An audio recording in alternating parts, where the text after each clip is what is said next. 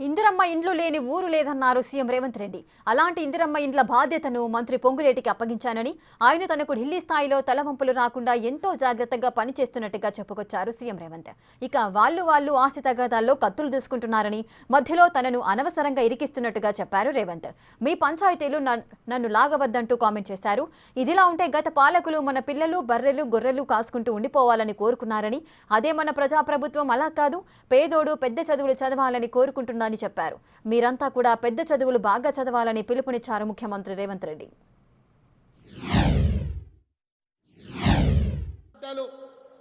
గత 10 సంవత్సరాల నుంచి కండ్లు కాయలు కాసేగా ఎదురు చూసి డబుల్ బెడ్రూమ్ ఇల్లు వస్తుందేమో ఆత్మ గౌరవంతో తమ బంధువుల ముందు గ్రామంలో ఇతరుల ముందు బ్రతకొచ్చు అని ఆశించాను.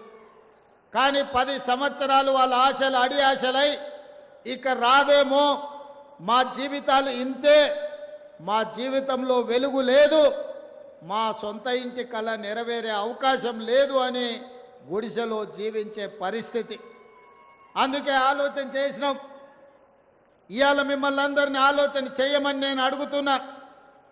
ఆనాడు పేదవాడి ఆత్మ గౌరవాన్ని నిలబెట్టాలని శ్రీమతి ఇందిరాగాంధీ గారు రోటీ కప్డా ఔర్ మఖాన్ అని ఒక స్లోగన్ తీసుకొని పేదలకు పట్టెడు అన్నం పెట్టాలి, వాళ్లకు సొంత ఇల్లు ఉండాలి అని చెప్పి ఆనాడు శ్రీమతి ఇందిరాగాంధీ గారు కార్యక్రమాన్ని తీసుకున్నారు. 2004 సంవత్సరంలో సోనియా గాంధీ గారి నాయకత్వంలో మీ అందరి మనందరి అభిమాన నాయకుడు డాక్టర్ వైఎస్ రాజశేఖర రెడ్డి గారు సుదీర్ఘ పాదయాత్ర చేసి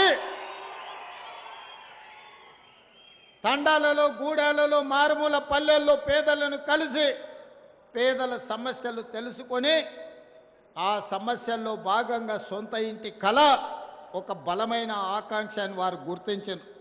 అందుకే ఆనాడు డాక్టర్ వైఎస్ రాజశేఖర రెడ్డి గారు ఇందిరమ్మ ఇండ్ల పథకాన్ని ప్రారంభించడమే కాదు, సాచ్యురేషన్ మోడ్లో ఇస్తామని, ప్రతి పేదవాడికి ఇల్లు లేని వాడికి సొంత ఇల్లు ఇస్తామని 10 సంవత్సరాలలో 25 లక్షల ఇల్లు తెలంగాణ రాష్ట్రంలో పేదలకు అందించి కాంగ్రెస్ పార్టీ ప్రతి సంవత్సరం 2.5 లక్షల ఇందిరమ్మ ఇండ్లు ఆనాడు ఇవ్వడం జరిగింది. నేను ఇవాళ అడుగుతున్న మిత్రులారా, 2023లో జరిగిన ఎన్నికల సందర్భంగా ఆనాటి ముఖ్యమంత్రికి సవాలు విసిరిన, పదే విమర్శిస్తుంటే కాంగ్రెస్ పార్టీ ఏమీ చెయ్యదు అని మన మీద అబాండాలు వేస్తుంటే నేను ఒక సవాలు విసిరిన ఈ ఖమ్మం గడ్డ మీద నుంచి ఆనాడు, ఇందిరమ్మ ఇండ్లు ఉన్న గ్రామంలో మేము ఓట్లు అడుగుతాం, డబుల్ బెడ్రూమ్ ఇండ్లు ఉన్న గ్రామాలలో మీరు ఓట్లు అడగాలి. ఒకవేళ ఏ నియోజకవర్గంలో అయినా మీకు డిపాజిట్లు వస్తే తప్పకుండా చంద్రశేఖరరావు గారు మమ్మల్ని మన్నించమని క్షమించమని నేను అడుగుతానని సవాలు విసిరిన. మరి ఇందిరమ్మ రాజ్యం వచ్చిన తర్వాత ఈ పని చెయ్యాలి అంటే నాకు కూడా బలమైన పని చేయగలిగిన సమర్థుడైన మంత్రి ఉండాలి కదా అని నేను ఆలోచన చేసిన.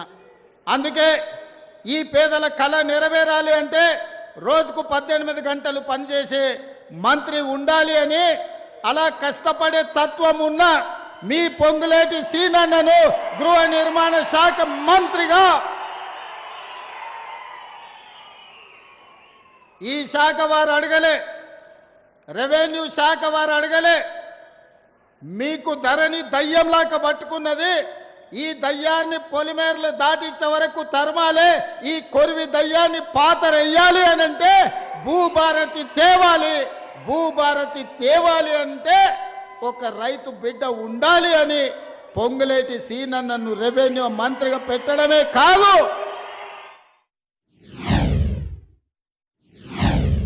బావ బామ్మర్ది అక్క తమ్ముడు ఇంటిల్లి పాది తలా ఒదిక్కు తయారయ్యి ఎవ్వనికి వాడు బల్లాలు తీసుకొని ఈపులో ఒడుచుకునే పరిస్థితి వచ్చింది.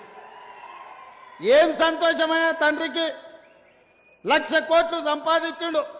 ఫామ్ హౌజులు ఇచ్చిండు, బంగళాలు ఇచ్చిండు, వ్యాపారం ఇచ్చిండు, టీవీలు ఇచ్చిండు, పేపర్లు ఇచ్చిండు. రాసుకోనికే పేపర్ ఇచ్చిండు, చూపించుకోనికే టీవీ ఇచ్చిండు. కానీ వాళ్ళకు ప్రశాంతత కానీ ఆనందం ఇవ్వగలిగిండా? దోపిడీ సొమ్ము ఇవాళ కుటుంబంలో చిచ్చు పెట్టింది.